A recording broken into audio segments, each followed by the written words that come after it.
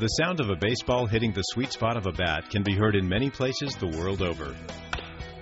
But in Edogawa, a suburb on the east side of Tokyo, the game is played the Japanese way. That is to say, like no other place on earth. This is the home of the Edogawa Minami Little League team, a group of 80 kids ages 5 to 12 who practice from 9 to 5 on Saturdays and Sundays, year-round and in all weather, including snow. We practice 7 hours a day. Foreigners would think it strange if they heard that. There is no off-season for us. We play year-round. What's amazing about watching kids play baseball here is just the amount of respect that they have for everybody. They're taught from the time that they're this tall to respect the game. The field is sacred. Respect for the game and discipline are basic foundations of the Japanese game. Edogawa's most famous alumnus, Daisuke Matsuzaka, received lessons deeply rooted in tradition as well.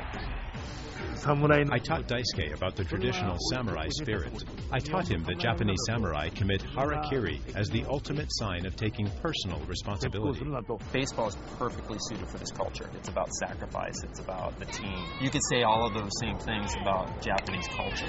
Baseball is more suited for the Japanese culture than it is for the American culture. Daisuke's successor as the best pitcher in Japan is a lanky 6'5" right-hander for the Nippon Ham Fighters named Yu Darvish. At age 21, he's already won Japan's equivalent of the Cy Young Award. Prodigious talent aside, he stands out from the rest of Japan's homogeneous society because of his ethnic background. Yu Darvish is half Iranian, half Japanese, which kept my team actually from drafting him. My scouting director didn't think that he was what our fans really would like to root for, if you could imagine. That scouting director is no longer with us after that. Darvish's father is Iranian, his mother Japanese. They met while both attended Eckerd College in Florida in the early 1980s. Well, Darvish is the kind of pitcher who comes along once in a generation. He throws a fastball in the high 90s.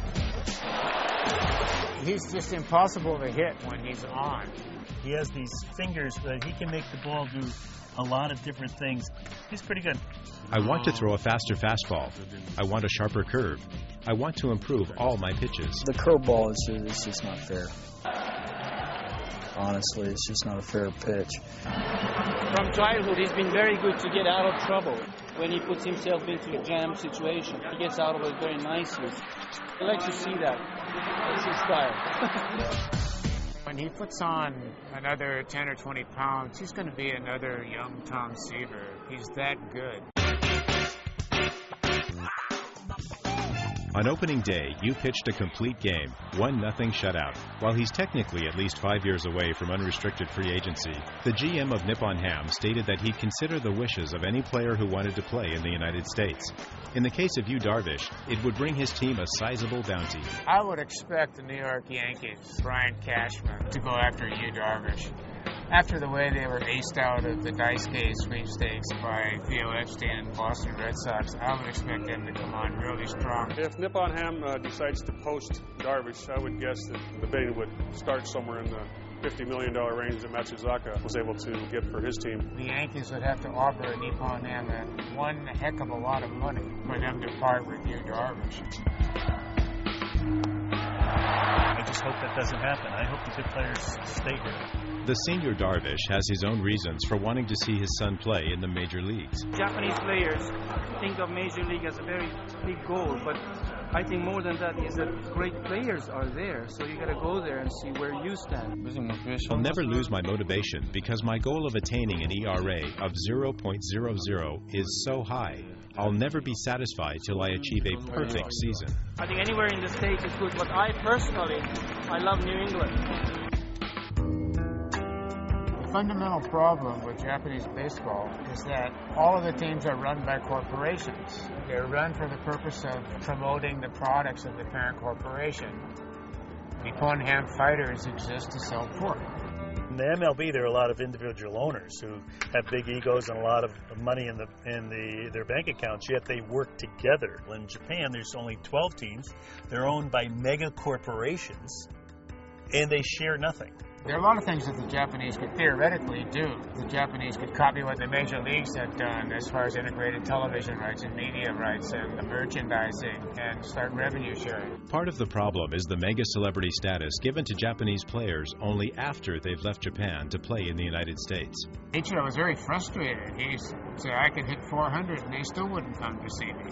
Then he goes to the States and he becomes a star in the major leagues, and suddenly everybody goes crazy. He's a superstar. He's like David Beckham or Elvis Presley come back to life.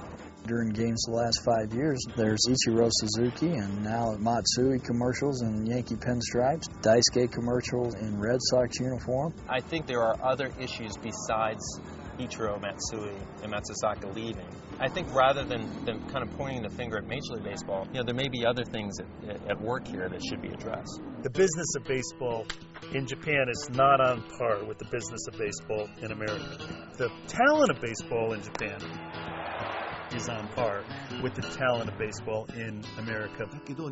We have to change Japanese baseball to be like the major leagues. If not, all the players will leave Japan to play in the major leagues. Since 2001, Japan has lost its best hitter, its best home run hitter, its best catcher, its two best infielders, and its best pitcher. It starts to take away the overall talent of the league, which is kind of like going into the Amazon and cutting down their forests without replacing the trees.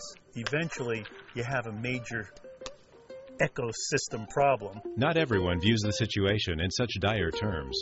We always have new good prospects come out of the high school system every year. These players will be able to replace the player who departed to play in the Major League Baseball.